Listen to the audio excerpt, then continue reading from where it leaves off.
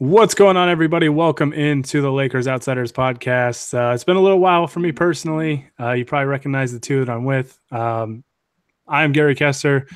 Joining me today are my usual suspects. Hani Amadian joins me. Hani, what you been up to, man?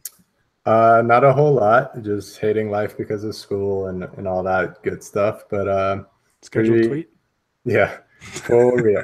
But pretty excited about the World Cup coming up and rooting for Team USA. Too soon, man. Too soon. All right. So I'm done with this podcast. See you guys later. And on that note, Jacob Root is also joining us. Jacob, what's going on? Nothing much, bud. You're going to need to turn off your screen share because I'm not having that. This is going to be a rated R podcast very soon. I'm going to have nightmares about the Zodiac Killer right now. Like, why is a young Ted Cruz talking to me on this podcast?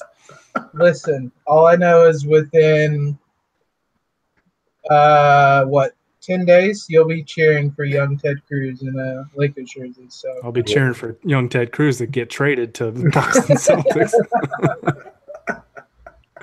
Haters gonna hate. I'm ready for it, but if that happens, it'll be relentless. No, we're thinking of you. We just want him to go to a place that would appreciate him more, like Boston.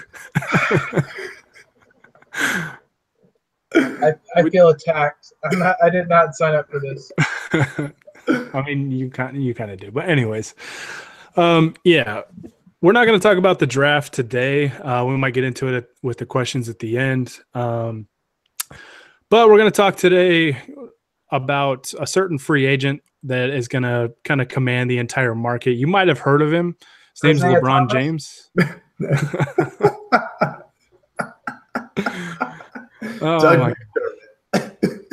Jacob's like my least favorite person right now. I thought they had to bring Brinks trucks to sign him. What happened? What happened since then? I mean, unless they sell like little Hot Wheels like Brinks trucks, I mean, probably not all it's gonna be. It's more appropriately sized anyway. Anyways, you may or may not have heard that LeBron James can be a free agent this summer in a couple of weeks, actually. It's pretty crazy how fast it's coming up. And you might have also heard the Lakers have a lot of salary cap space, and they may or may not try and sign him. So this is going to be a very LeBron-centric podcast. I may or may not read the comments because LeBron is a very divisive figure. Still Lakers fans. We're going to talk about LeBron. We're going to talk about the Lakers. We're going to dive in because there's a lot of different things that we're going to talk about with one player, which is going to be fun. But the NBA Finals just wrapped up. We had the fourth straight year of Warriors-Cavaliers, and to nobody's surprise, the Warriors dominated the series in a sweep and took out the Cavaliers, who honestly I feel like we're kind of lucky to be there. It kind of helps when you have LeBron dragging your team through the Eastern Conference, which isn't great, but he had an incredible run in the postseason individually. But they fall short to the Warriors again. Hani, this is 3 out of 4 years that they've lost to the Warriors. Kyrie Irving's no longer there. That roster just doesn't look very good. LeBron's going to be 34 in December. Do you think there's any chance, I mean, right now that LeBron is back in Cleveland next season? I think there's always going to be a chance just because of what Cleveland means to LeBron and what LeBron means to Cleveland. The whole factor of it being home and with the reports that his family might be trying to convince him to stay in Cleveland because they don't want to be uprooted again. I think that always gives them a chance. If it wasn't for the fact that he was born in Akron, Ohio, then I would probably say not a chance at all because the Cavs have done basically everything wrong over the past year since they lost in the finals last year. They didn't extend David Griffin's contract as their general manager, and he was obviously somebody that LeBron was close to. Dan Gilbert is having the time of his life going to the White House and talking with Donald Trump all the time. And obviously they were awful. They lost trades. They had to trade Kyrie Irving because he forced his way out, and that was LeBron's clear number 2 player on that team. And right now, there doesn't appear to be any like easy way to fix anything in Cleveland from a basketball perspective. The only valuable asset is the number 8 overall pick, and you just don't know what they can do with that to actually make a big enough play that would give anybody the belief that they could beat the Warriors in the finals next year. And they gave up a first-round pick and 2 expiring contracts for Jordan Clarkson and Larry Nance Jr. Yeah. Shout out to Magic and Rob Pelinka. The Lakers got a hell of a deal in that trade. No, it was really interesting. And LeBron, in one of his finals interviews, kind of openly stated that he was not in the loop of communication with the whole Kyrie Irving trade. He basically told management that he didn't want Kyrie traded. Like he wasn't on board with that, and they went ahead and did it anyways. So, and there's been a lot of reports that the relationship between LeBron and Dan Gilbert isn't great. I mean, after that letter in Comic Sans that we saw in 2010, I mean, I don't blame LeBron, but it was also really interesting, I guess, for that Kyrie trade to see those 2 teams make that deal, meet in the conference finals, and then really nobody from that trade was even in as a part of the finals. But anyways, no, Jacob, I mean, Hani mentioned that, Cleveland, is like his hometown team, obviously growing up in Ohio over in Akron. And obviously there's some sentimental value there, and maybe his family plays a role in keeping him there. But how are you feeling about LeBron staying with the Cavs, whether he opts into that final year or signs a new deal? For me personally, it doesn't look great for Cavs fans, but I mean, how are you feeling about it? The Cavs are lucky that the second greatest, one of the 5 greatest players in NBA history was born 15 miles from their arena, because otherwise they are the Sacramento Kings of the East. Which is even worse. Yeah. Well, I mean, like, I was thinking when Hani said that they've made so many terrible roster moves, what's the best roster move they've made since they lost in the finals? Because I think it might be, like, value-wise, signing Jeff Green, and that says a lot about the roster moves they made. Jeff Green, of all people, was the guy that stepped up in Game 7 in the Eastern Finals. Maybe trading for George Hill was a net positive, sort of. They traded Jay Crowder, yeah. They traded for Rodney Hood and then, like, just benched him. Like, didn't really I don't know. There's just a lot of bad stuff going on. But, Jacob, go ahead and continue if you had anything to add. Well, I mean, it was basically mirror everything Honey said. That I really don't think he's going back. He went there. He went there with the mission of winning another title, and he did it.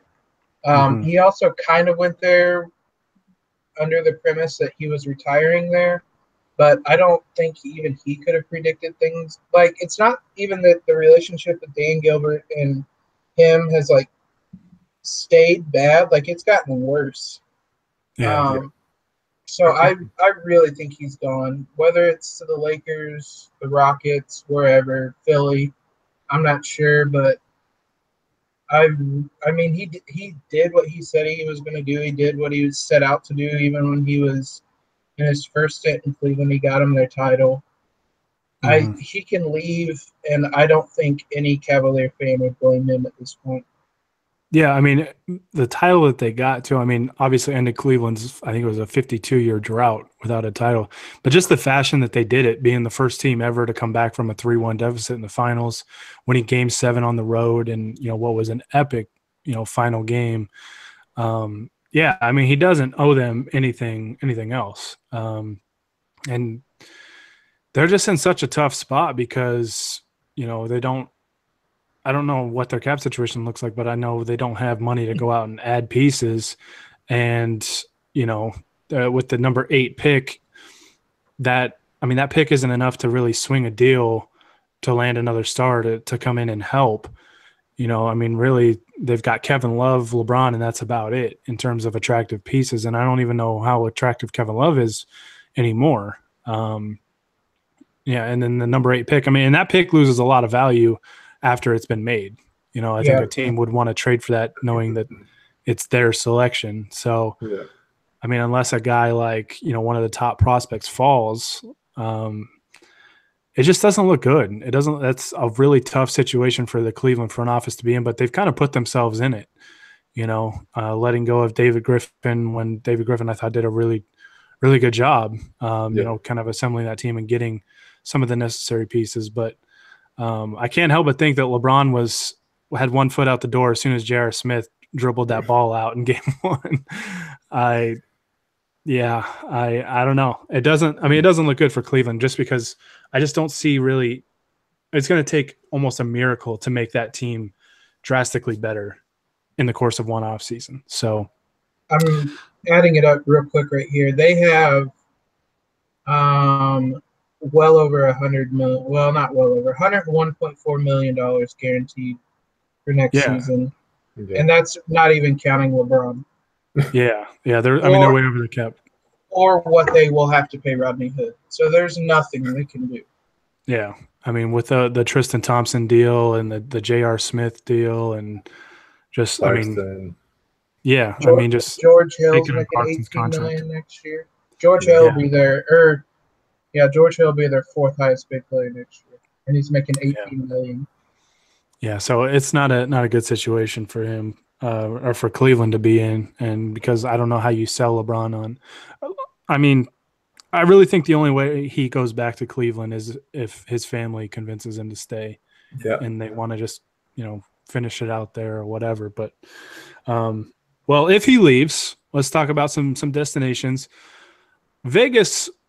I don't know if it's because Summer League, like Laker fans have Vegas rocking every July, but Vegas has the Lakers really as the favorites to land LeBron this summer, which I find it really interesting because we're talking about a Laker team that's still really young, has kind of a lot of uncertainty because they have so much cap space and we don't know exactly what's going to happen. We know, some guys are going to go after, but if they don't get these guys, there's just still a lot of uncertainty there. So it's really interesting. It makes me kind of wonder if maybe somebody in Vegas knows something or what. I don't know. But Hani, I mean, what are your thoughts on the Lakers getting so much love from Vegas as the odds-on favorite to land LeBron James? There's probably a lot of factors, including the ones that you said, but the Lakers have kind of been the most consistently mentioned team all season long as a LeBron destination. Right now the reports are that, for example, the most recent one is that the Lakers, Sixers, and Rockets are the front runners. But like the Rockets didn't kind of become talked about destination until like halfway through the season when people saw how good they were. The Sixers the same way, but maybe not even until the playoffs when they kind of started making a little bit more noise. So I think that's a big part of that is that the rumors about LeBron wanting to go to Los Angeles specifically and the Lakers as part of that is something that's been going on for so long that's kind of the big reason why everybody's kind of bought into that idea. Yeah. Well, and there's that rumor that I don't think anybody's actually confirmed yet that his kids are enrolled in school in the LA area or something. So I think there's just a lot of smoke there that I think Vegas is really kind of running with it. I mean, plus there's, the Laker fan base is obviously a massive fan base. So I don't think they want to have a lot of bets on, something like, I don't know, like a 40-1, like long shot where, it could actually really kind of hurt Vegas. So there's a lot of different factors there, but I mean, Jacob, how are you feeling about all the love the Lakers are getting from Vegas? And I guess just how are you feeling about the possibility of LeBron going to the Lakers? I guess I was probably a lot more cynical about it because I just assumed it was Vegas trying to get fans to pay money. Yeah. I've never really thought that LeBron was coming. Maybe I'm just setting the bar low. But as I looked at these, I just kind of thought I mean, there's such a small margin between us and Houston and really Cleveland as well that I was just kind of thinking, I mean, why wouldn't Vegas put the Lakers number one just to draw attention and to get more people to put money on the Lakers? You're more likely to bet on the Lakers than you are the Houston Rockets. Like there's a bigger fan base there. So I think there's a little bit of play like that. Because, I mean, the one I saw, the Lakers were at plus 200 and the Rockets are plus 220. Like, that's barely anything. That's basically dead even. So I've just chalked it up to Vegas trying to get more money. Yeah, I mean, LeBron signing with the Lakers is one of those things that'll always be, I'll believe it when I see it. Yeah. You know, but I also understand why people would think that the Lakers could actually be favorites to get him. You know, even with the young players on the roster and, you know, being a 35-win team last season. Basically, I guess there's a couple of reasons why I think the Lakers could be considered favorites to land LeBron. And one thing they have that other teams don't, under other contenders to get him, is they can sell that, hey, like if you sign with us, we've got these young players, and we also have enough cap space to sign another max guy with you. You know, a lot of these other teams can't say that, you know, and I think the Lakers are benefiting from really LeBron just having limited options in free agency this summer. Like, this is a rough time to be a max, to really just, I mean, to be any free agent, because the summer of 2016 is still affecting the NBA. Like, a lot of teams don't have money to spend, or if they do, they don't have a lot. So I think the Lakers are benefiting from having cap space at the right time, and having a lot of it. And hopefully they can find a suitor for Deng and Deng's contract, because that makes things very, very interesting in terms of trying to get two max guys and Julius Randle. So, yeah, I think it's a combination of, there's not a lot of great options out there for LeBron. I think the three teams that have been mentioned outside of Cleveland, like you guys said, Houston, LA, and Philly, which Philly is interesting because they obviously have a good situation, but they also just have on the room. Court. On the court, they have a good situation. Off the court, I don't know that it's a good situation. They lead the league in burner accounts, apparently. So I hope Basketball Reference puts up a new column in their charts for burner accounts. But no, I mean, like I said, it's a combination of not a lot of great options for LeBron, but the Lakers also have, you know, some things that other teams don't, you know, and I guess another thing is, I mentioned the young players. The Lakers can either stick with them and continue to kind of have that next generation, even if they land LeBron, that'll take the torch from him, or they can say, hey, LeBron, we've got all these young players. We can go acquire a guy like, I don't know, Kawhi Leonard, or just, you know, another star that's not in a great situation. So I think the flexibility that the Lakers have is a reason why I think a lot of people are high on him to try and get LeBron, combined with kind of limited options out there. But still, like, I'll believe it when I see it. I feel a lot more confident about the Lakers getting Paul George, and even that, I'm still kind of like, we'll see if it happens. Right. Like that one, it just makes a little more sense. I think he's a little more attainable. But hey, man, free agency is going to be interesting just because there are such limited options for a lot of these guys, especially the guys that are going to get paid a lot of money. So. And I think that's why you can't count Cleveland out. Like, it looks really bad for them right now, but I mean, maybe LeBron opts in for 1 year and says, I'll try it again next summer. You know? Exactly. So yeah, I can see why Vegas likes the Lakers, though, for like I said, like we talked about, for Vegas reasons, for money reasons. And there could be something actually there. So, Honey, what's the one team that I guess kind of worries you the most to get LeBron over the Lakers? I don't know if they worry me the most, but I think they're kind of the most underreported team that I think could come out of nowhere to do something, and it's the Spurs. And there's a couple of reasons for that. One, they already have a superstar, and obviously we don't know everything going on with the Kawhi Leonard situation, but if you can convince LeBron to come there, then I don't think Kawhi has a problem staying in San Antonio. And if he's healthy, then that gives you arguably the greatest like wing duo of all time. And then the other, important part of that is that LeBron and Greg Popovich have an amazing relationship. Pops obviously coached them with Team USA. They've been very praiseworthy of each other for years now. I think LeBron has called Pop like the greatest coach of all time, partially as a dig to Phil Jackson, but also because he probably believes it. But yeah, so like that relationship, and I think there was a recent report the other day about how Pop is saying that he's going to basically force himself into a meeting with LeBron. And I think that's going to happen. And if he gets into a meeting, there's no telling, what the Spurs could do. Yeah, I mean they've had 3 finals battles. Well, the first one wasn't really a battle. I mean it was a clean sweep, but yeah, and then LeBron obviously went up against him twice as a member of the Heat.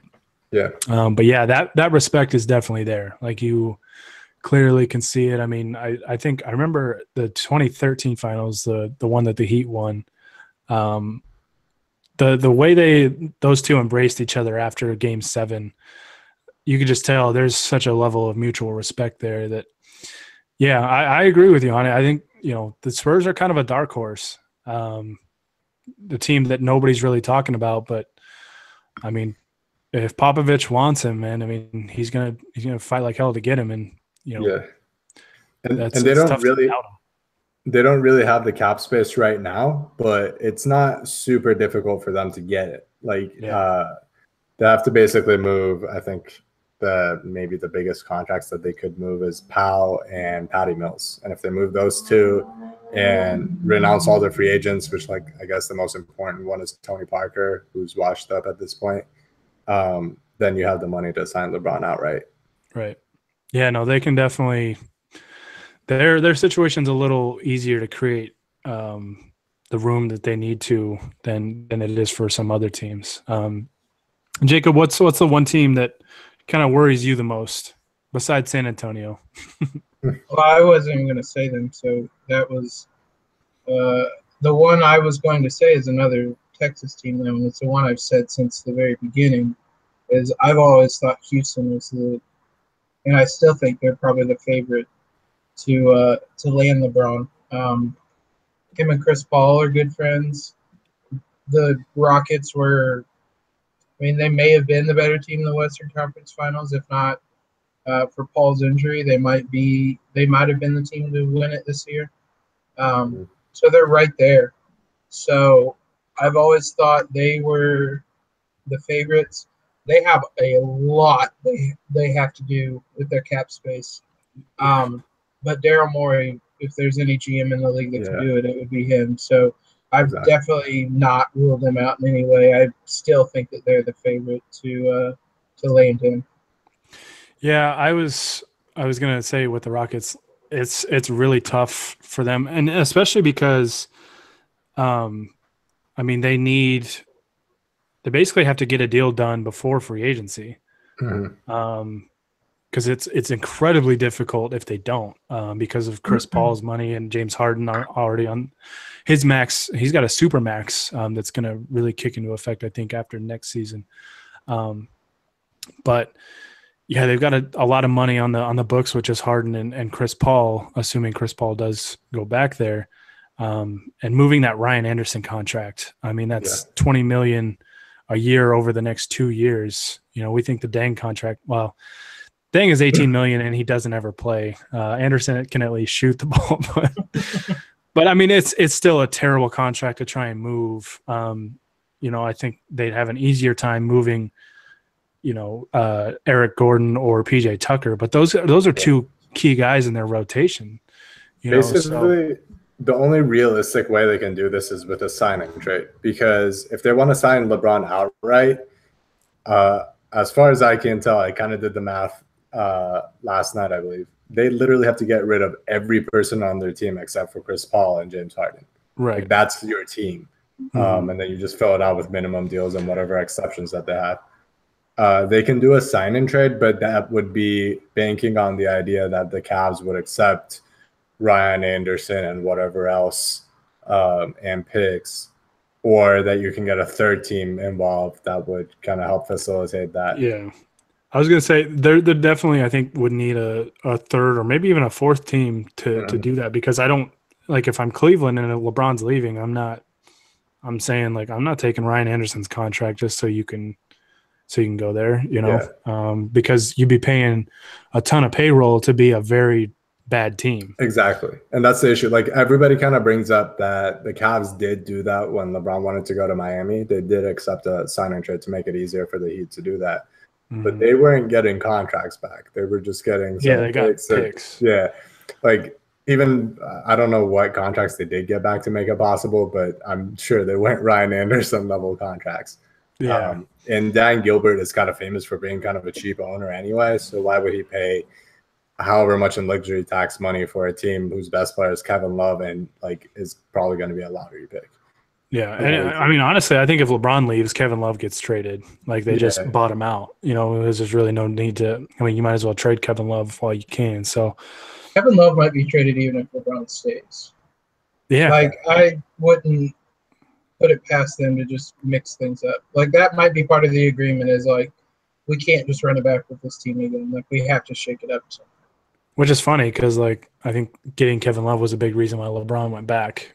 Yeah, trading the number 1 pick for him. But I mean, it's going to be really, really tough for the Rockets to get something done. But at the same time, I don't know. I guess it depends on what their mindset is. I mean, if you can go get LeBron, you go get LeBron. Yeah. But at the same time, they might be thinking, hey, with this team that we have, because Clint Capella is a restricted free agent too, and he's a big piece of their team. Mm-hmm. They might look at it as, we had the Warriors beat. We had them. We were up 3-2, and then Chris Paul got hurt. And yeah, they might say if we just stay healthy, we can beat these guys. And they might try and run it back and make some moves here and there to kind of bolster their depth and so on and so forth. But Daryl Morey, I think, as we've seen over the past few years, has a knack for going after, trying to make a splash.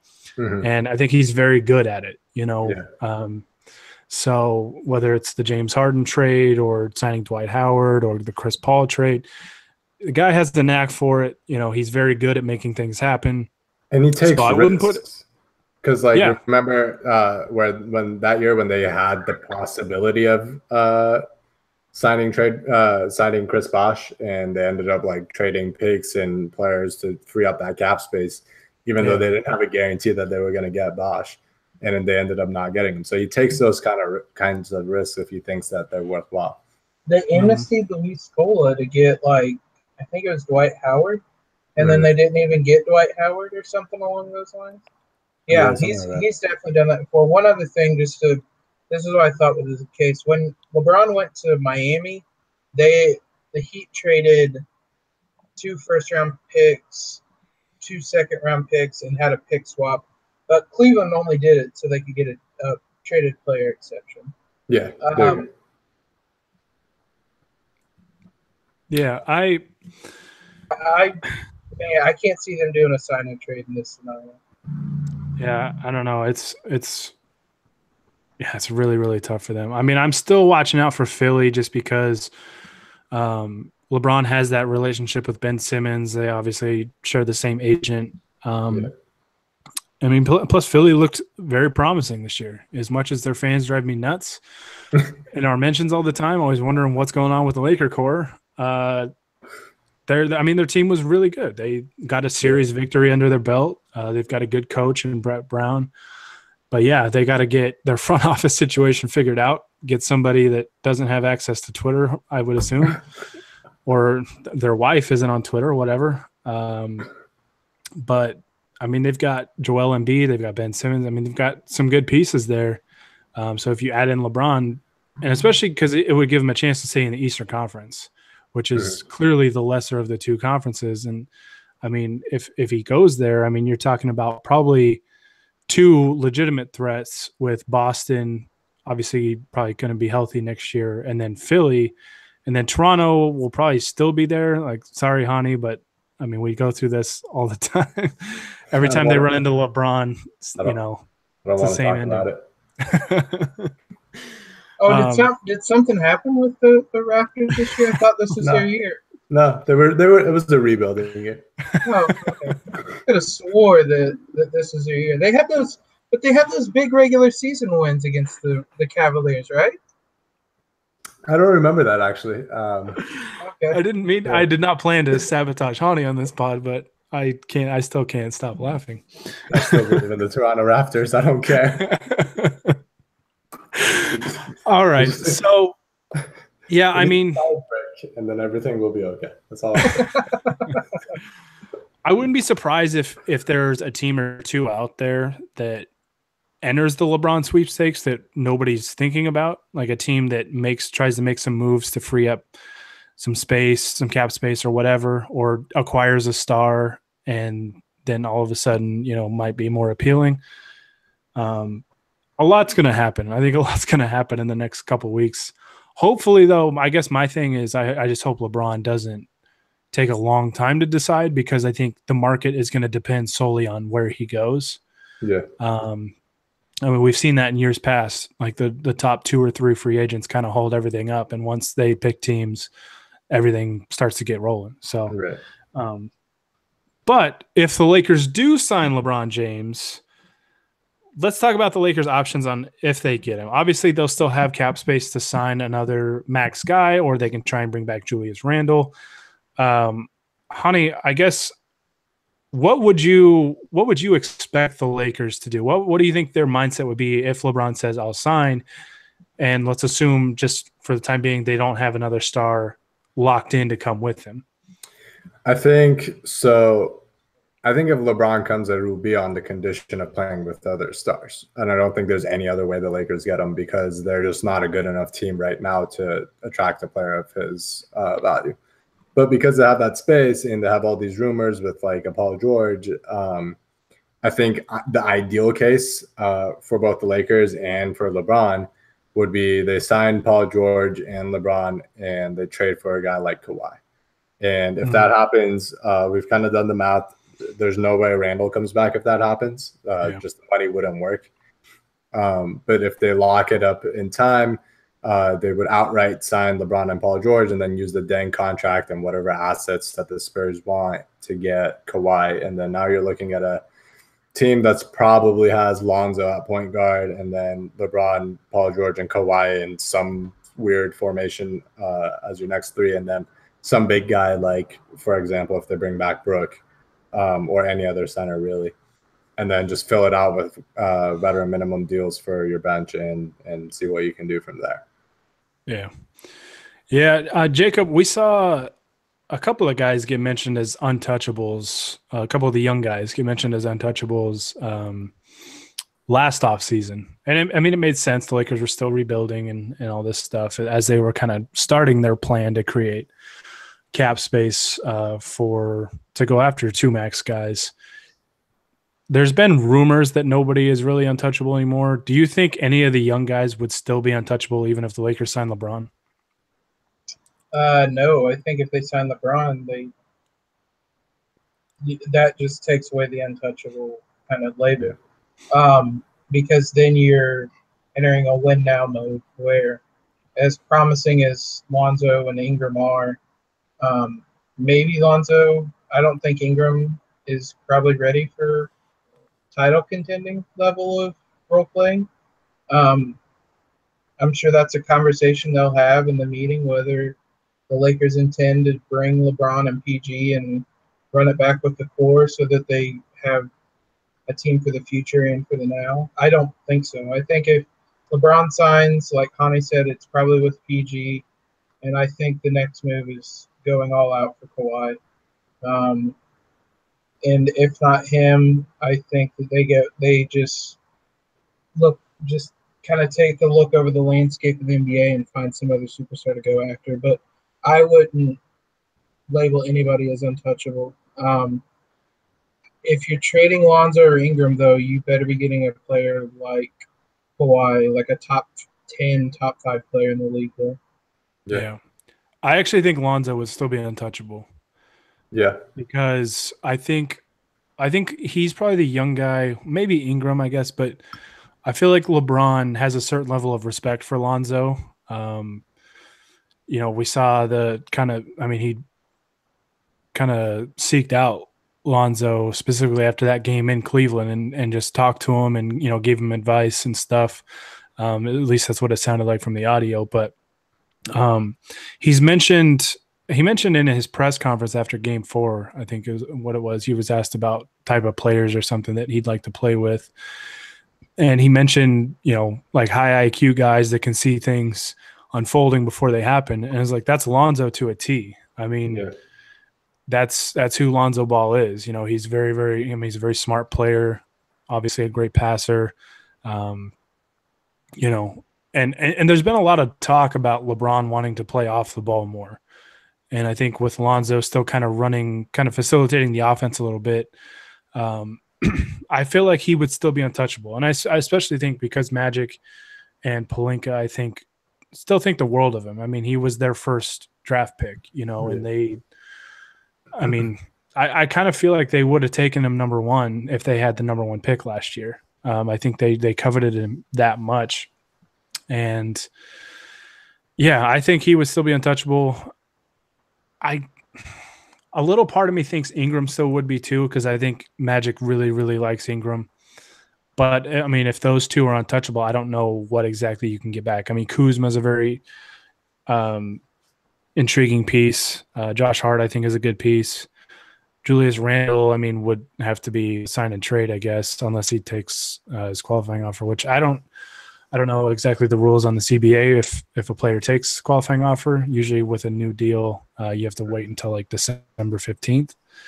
But yeah, I would be, if I was a young player on the Lakers and the Lakers signed LeBron, I'd be keeping an eye out for a trade, because I think that would be kind of the compromise, was if LeBron says, hey, I'll come here, but we got to get more talent to come in right now. Yeah. But I do think Lonzo would still be untouchable, and maybe that's just me. But the Cavs did that when LeBron came back with the number 1 overall pick that everybody thought was going to be a stud, and they traded him for Kevin Love right away, because that's like LeBron is all about winning right now, and you have to do that. For sure. Yeah. No. I definitely get that. So I guess Ingram would probably be the piece, I guess, that would be the most attractive. I just have a hard time picturing them trade Lonzo, because I feel like, Lonzo, it's summer league, but Lonzo had that really that breakout performance where it was like 36 points. He almost had like a 36-point triple-double right in front of LeBron sitting courtside. So, he fits in better too with that sort of team. They don't have a point guard. Ingram is kind of a weird fit if you're getting LeBron and Paul George and whatever else. Yeah, for sure. And I don't know. I think it kind of helps the Lakers' case with LeBron that they played well in both times that they played Cleveland. They competed really hard with Cleveland on the road, and then they took it to them when Cleveland came to LA. Obviously, that was after the deadline. Yeah. And Isaiah Thomas had a really good game, and he let everybody on the Cavs bench know he had a really good game too. Yeah. But I could also see the Lakers trying to sell LeBron on the fact that, like, hey, we had a young team. Our young players are going to be even better next year. We had, a 35-win season in the West, which is, in the East is probably obviously more, but they had a much improved season with their young guys, and they went through they had a ton of injuries to deal with. Yeah. So maybe they sell, hey, we can get basically just add you and Paul George to this squad that, if healthy, was a good young team that's obviously going to be better with another year of development. I don't know. I just have a hard time thinking the Lakers will totally salvage or totally sacrifice their future just to get LeBron. I feel like they still understand that LeBron's 34, or he's going to be 34, and they understand that they're still going to need something after, even if they can get him. So at least that's what I'm hoping. I'm hoping it's not like, let's create a 3 to 5 year window and reset after that. So, yeah. I guess it is also probably, you kind of talked me into Lonzo probably being untouchable. It probably is a bad PR look if a year ago you walked into the press conference and told Lonzo you expect his jersey to be hanging in the rafters and then go and trade him for X player. We don't want to be like the Clippers, so wouldn't be as bad as making a shirt that has, I don't even remember what it said, telling them you're the face of the franchise and then trading them six months later. Next like Gandhi and Muhammad Ali. What an amazing thing to happen. Couldn't be our franchise. I don't know. I'm not even going to bring up a trade from last offseason. Never mind. Well, great. Now I'm mad. It doesn't bother me anymore. I was just going to make a joke that, Lakers did trade a young guard that was a number 2 pick last summer. Never heard of it. Don't remember it. Blacked out. I think Lonzo's on a different plane with Magic and Pelinka than D'Angelo was. So yeah, it's gonna be interesting, man. And the draft is gonna be super interesting to watch too, because I think if the Lakers do want to trade Deng, it's a little easier to trade the 25th pick before that pick is made, because picks just obviously have more value to teams before they're made, because the teams themselves want to make those selections. So these next few weeks are going to be a roller coaster ride. You're going to see so many reports of LeBron doesn't want to go to the Lakers, or the Lakers are the favorite to land LeBron, and so on and so forth. It's going to be kind of just back and forth and all over the place. So yeah, it's going to be fun. It's going to be fun. One possibility I guess the Lakers could sell is, because it's no secret that Chris Paul wants to team up with LeBron. Maybe instead of Paul George, they say, hey, we'll try and go get Chris Paul. And David Stern can't veto this one. So we'll see. Not with that attitude, he can't. He's going to all of a sudden apply for a job in the NBA office. Anyways. All right. So that's all we're going to talk about with LeBron, unless we have some questions regarding it. And I'm going to have to go way back from a few hours ago. But the first question I see, I guess it has to do with LeBron. What signals or signs in your eyes make you feel like LeBron will become a Laker this summer when it's all said and done? I think we talked about that pretty extensively. I think just the fact that there's not a lot of great options out there for him. And the Lakers have something that other teams don't. They can bring in another max free agent with him. And there's a pretty good young core in place and a good young head coach in Luke Walton. So there's a lot there to be desired. So, personally, I'm going to be looking at where his private plane is flying across the country.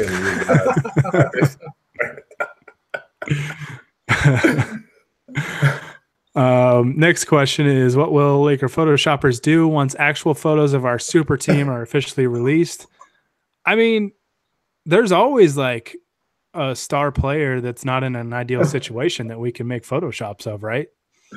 I will continue to pay Grant to make Duke players and Lakers jerseys. What's going to happen is Lakers Photoshoppers are going to Photoshop Kobe next to the score because maybe he has more left to give. Maybe they'll just do a complete 180 and just like start photoshopping terrible players into Lakers jerseys. Just like remember the good old days when Tyler Ennis was a Laker and stuff like that. The Lakers are going to end up re-signing Tyler Ennis to be their backup, and Photoshoppers will Photoshop other teams' jerseys on Tyler Ennis. Oh, my God. All right. So assuming we hit the jackpot, what other free agents or players would we target to round out the team? Hani, I'll throw this one to you first. Okay. So I was looking at a couple, just a list of a few players. One of the names that I'm really interested in, he might not be an ideal case because I think he's going to get paid a decent amount of money, but Tyreke Evans had a really, really good year in Memphis that kind of went underrated because the Grizzlies sucked this year. But he had a good bounce back year. I think he averaged 19, 5 and 5 while shooting over 39% for three. He'd be a perfect backup point guard to Lonzo. He'd be able to start if they needed him to for whatever reason. I think he'd be a really perfect fit, but I'm not sure if the money would work. Trevor Ariza, kind of the same way. He had a really good year, but I don't think the money's going to work. And then kind of lower down, JJ Redick, if he wants to have a longer contract than he did with Philly, but he paid less. I've talked a lot about wanting Brook Lopez back. And then another name, just a random one, but Wilson Chandler as a backup wing, I think would be a pretty good fit too. Right. Yeah, for sure. Jacob, any free agents you think would be good options for the Lakers if they hit it big with the max guys they chase? Honey mentioned a couple of them I was going to say. I think another one, I think if they get LeBron and PG, presumably, you just kind of look for a bunch of wings to put around them and shooting. I mean, we saw that a lot with Cleveland in the finals the last couple of years, that LeBron would play center at times and just put shooters around him. This is a really top-heavy free agency class, but maybe a guy like Avery Bradley. I know he struggled last year, but he's still a decent 3-and-D guy. The fall off, though, I mean, somebody even like Wayne Ellington, a really good shooter. Maybe you bring back, maybe you can afford Brook or KCP on the exceptions. Either of those make sense. I mean, really, it's just you want to find shooters. It's hard to kind of predict the market based on who might turn down. I don't really think anybody will turn down player options. Marco Bellinelli is another one. He'd make a lot of sense. And then the other one I had seen, maybe they take a risk on because his fit would just make a lot of sense, would be Seth Curry. He missed basically the whole year with a foot injury, but he'd be the perfect kind of shooting combo guard that could step in and play with really any of the superstars the Lakers would get. But really, it's anybody that's a wing player that can shoot would be who the Lakers would target in free agency. Yeah, I think Brook Lopez would be near the top of the list for me because he's been open about coming back on a discounted deal if things kind of line up and the Lakers look like a legit contender. And I think, obviously his fit I think is ideal as a L5 that can stretch the floor and shoot the three and offer some rim protection, even though he's a terrible rebounder. Poor Stu Lance will go off on him some more, but he's an ideal fit. So, I think he'd be near the top of my list. And I'm going to go, I guess, a different direction. Obviously you'd probably want, if LeBron would want some more established talent, but I'm still buying real estate on Mario Hezonja Island. I'm all in. I saw it, but I'm all in.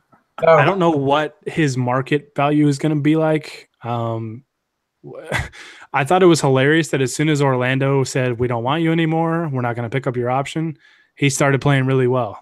So maybe just getting out of Orlando is something that would be good for him. And he's still super young, and I think he's got an ideal skill set on the wing. He's got good size, athletic ability, can shoot the ball. I think it'd be good if you can get him on a cheap deal, to invest in a young player like that can really blossom into somebody that's really, really good. But yeah, I agree with basically with the same thing you guys are saying. I think if you're going to get a LeBron James, you've got to put shooters around him. And I think that's where Cleveland has just kind of struggled, especially in the playoffs, is that, they've got guys like Jeff Green shooting threes, and J.R. Smith, seemed like he forgot how to shoot. He forgot how to make shots. He doesn't forget how to ever just shoot the ball. But yeah, I can't remember the score either. So I love all the jokes that he's getting ready for Game 5 as we speak. It's just bizarre that, it's a fairly simple process. Just put shooting around LeBron and you should be fine. And they went and go get Jeff Green and Dwayne Wade. Like shooting and defense, and the two things that they didn't have were shooting and defense. Yeah. Cleveland just made so many bizarre choices. And it would depend on the draft, I guess, what type of player they would get at 25. There's going to be some wing options. Yeah, I was going to say my big kind of thing that I've kept saying is they need wing players. With or without LeBron, they badly need wing players. And if you get some of those wing guys, then they can stay around and be cheap options when LeBron comes. But that's what I would be targeting in the draft, regardless of whether you're planning on doing it with or without LeBron, is to get wing options. Yeah. Yeah, and I mean a lot of these guys are potential free agents. You mentioned like a lot of these guys won't turn down the player options because the market's going to be really, really rough. Like a guy like Danny Green has a $10 million player option. I doubt he turns that down. But if he did, I mean, that's a guy you could try and steal. But there's also a lot of guys with non-guaranteed contracts that I could see becoming available just as teams try and shed some space. But yeah, it just depends on how those options go out and how the draft shakes out, because the Lakers could get a wing player. I also think, you can never have enough guys that can create offense, even as like a backup point guard, a guy that can facilitate offense and create shots for others or create shots for themselves. So there's a number of ways they can go, but yeah, shooting and defense, I think, around LeBron, especially because LeBron has really fallen off defensively from what he used to be. So the formula, I feel like, is pretty simple. So next question we had was your thoughts on what Magic and Rob's pitch will be to LeBron in order to sell him on the franchise and ultimately commit to joining. I think we talked about this a little bit, but I think it's just the flexibility. Yeah. Either we've got these young players that we think are going to be really good, and they're going to be even better this year, or we've got a lot of cap space and young players. We can flip those into established talent. Yeah. So I think that's the flexibility and having options. I don't think really committing to one thing or the other would be smart. I just think selling it like, hey, if you join us, like, we can communicate with you on what's best for the team, and we've got options. We can go different routes. I mean, the first slide of the presentation will be the picture of LeBron pleading to J.R. Smith and telling him what the hell he was doing. But then after that, everything you said is right. That's exactly what I was going to say. Is we already tweeted out their free agency pitch, and it's literally just that picture of LeBron looking at JR. That's all you need. Pretty much. That's their pitch. We don't have J.R. Smith. Listen, LeBron, we can't get J.R. Smith. It's actually impossible. We're not going to trade for him. So here's a contract. You want to sign it now, or should we go to Denver first? Oh, man. Next question was, is Muskan super cool? Yeah. Yes. Actually, Muskan, you are super cool. She is. I don't like saying it, but she is. Shout out to Muskan. Who's going to start at center next year? I'm going to say Brook Lopez. I mean, I'm going to take the easy answer, but Thomas Bryant. I'll just say the other guy who beats the Zubats. Actually, I'm going to change my answer. Honey, you can have Brook Lopez. I'm going to say Julius Randle. Ooh, bold. Yeah, I'll go with Brook. I think Brook comes back. I got to support my son. So. I'm not changing anything. It's Thomas Bryant.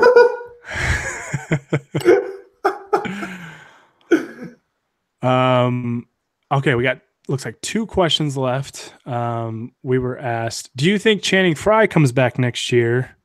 And then he asked what other free agent we'd want to sign besides LeBron. So we talked about that. But do you think, Jacob, do you think Channing Frye is back next year? I mean, he's a buddy of Luke Walton's.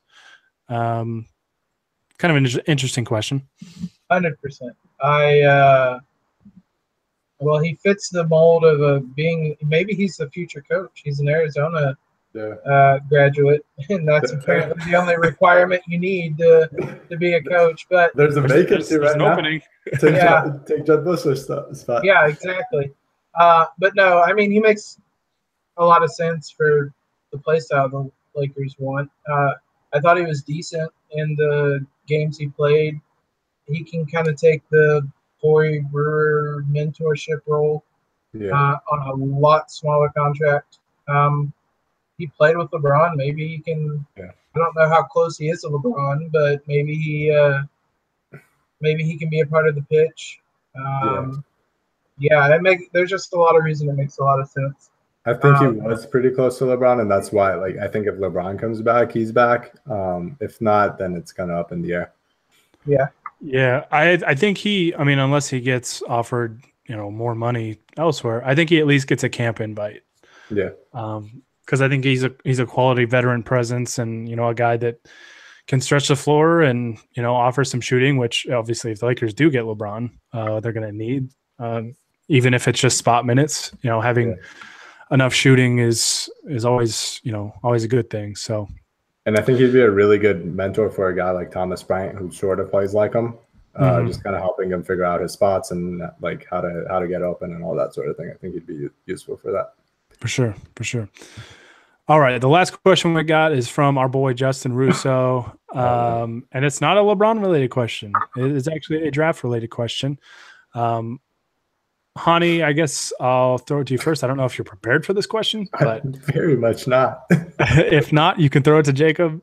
What is one prospect? He said, "What's one prospect from each of us that most want to see them draft at number 25 overall?" Okay, so I can't say Caleb and Cody Martin or Jordan Caroline anymore. All your Nevada guys went back to school. We know that's not true. Kendall Stevens, baby, let's go. You can shoot.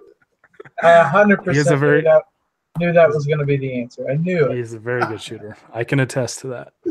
He just got a camp invite with the Magic, and we know the Orlando Magic do their due diligence with this stuff. So that's weird. I didn't see his name on the whiteboard whenever they tweeted it out.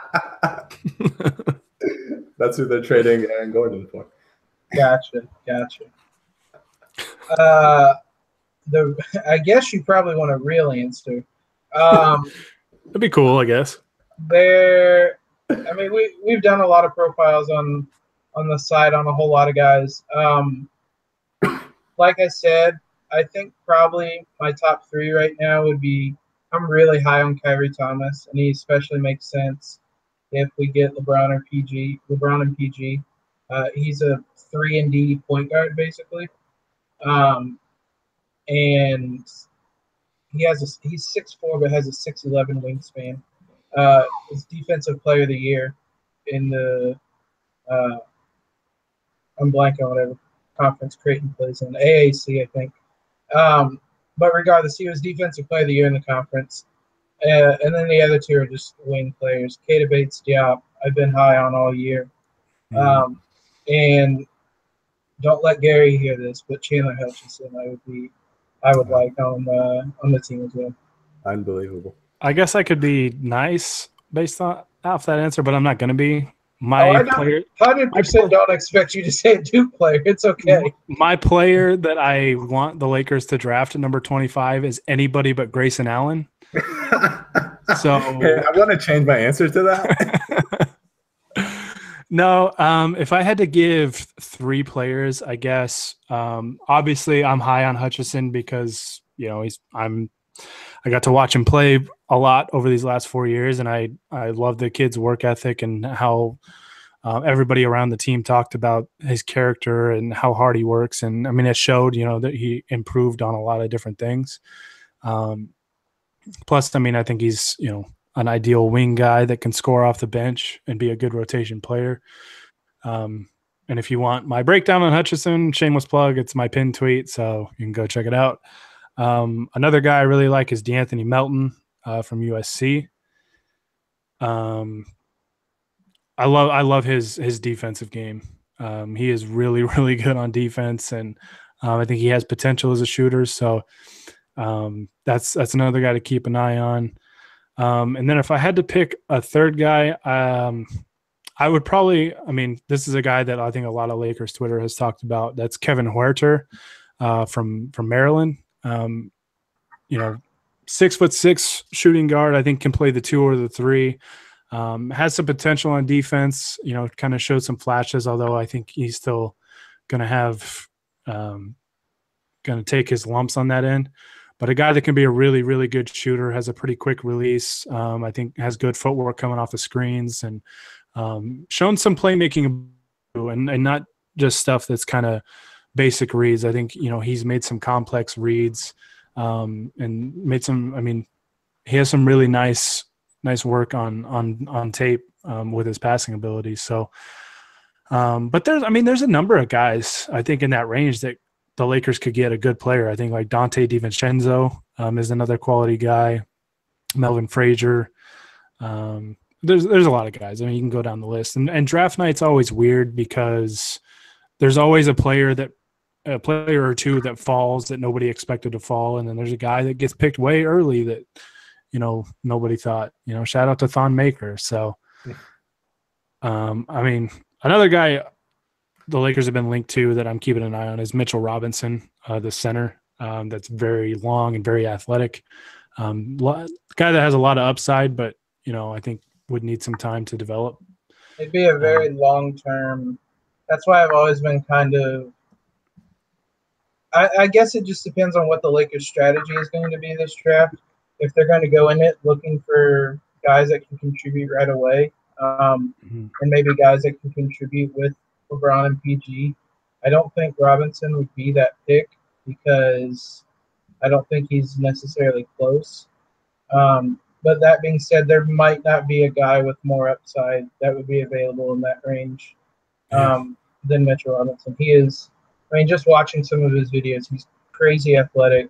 He'd be a perfect center in the modern NBA. So I guess that kind of depends on what the Lakers' strategy will be for the draft.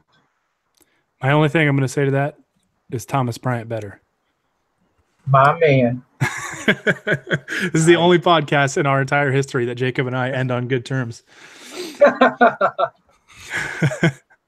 All right. Well, that's going to do it for us. Man, that was a lot of talking about LeBron. And we ended with the draft, which is good because we're going to have a few more pods before the draft, which is coming up in a week and a half, June 21st. So next Thursday, not the upcoming Thursday, but the Thursday after. So we'll have plenty of draft stuff for you. I know I'm going to be doing probably a couple of mock drafts. Jacob's had some mock drafts out. Kyle Hartwick. We'll be doing some joint mock drafts. I know we're probably going to do a pod with a mock draft as well. So we'll have plenty of draft stuff for you, especially coming up. And then once that's done, crank up for free agency again. And we've talked about it a lot already. So we had one mock draft go live today. Mine will probably go live tomorrow, whatever you do this week. And then we're going to have draft profiles every day of the week this week. So there'll be tons of draft coverage. And if there's any prospects you missed, one of the pinned posts on the front page is our draft prospect or our draft profile tracker that we've linked all of our profiles we've done so far. Yep. And this is perfect because I don't do any work on these. Basically, if there's no Nevada guys, Hani is just like, I don't care. Super checked out. I'll write a draft profile on Kendall Stevens. Yeah, no, you can find all of our stuff on LakersOutsiders.com, like Jacob said, right on the homepage there. As always, you can find all of our content there. You can find us on Twitter, Facebook. You can find our Patreon link as well. Obviously, the podcast we do live here on YouTube, but they will also be on iTunes. So anywhere you want to find us, you can probably find us. Podcast also on Podbean. So yeah, LakersOutsiders.com. We're going to have plenty of good content coming out for you guys here, especially in the next couple of weeks with the draft and then free agency and then summer league right after that. Going to be a busy month or two coming up for the Lakers. This is the offseason we've been waiting for. So I'm excited. I know you guys are excited, and I'm ready to get this thing rolling. But I want to thank everybody that followed in. We had a good audience. I apologize, didn't read the comments. We had a lot to talk about, so I really didn't have time for it. Appreciate all the questions as usual. Appreciate those of you that are listening to this. They're going to be listening to this on iTunes tomorrow or whenever. So as always, thanks for the support. For Hani Amadian and Jacob Rude, I'm Gary Kester. Signing off until next time. Shout out Wayne Ellington.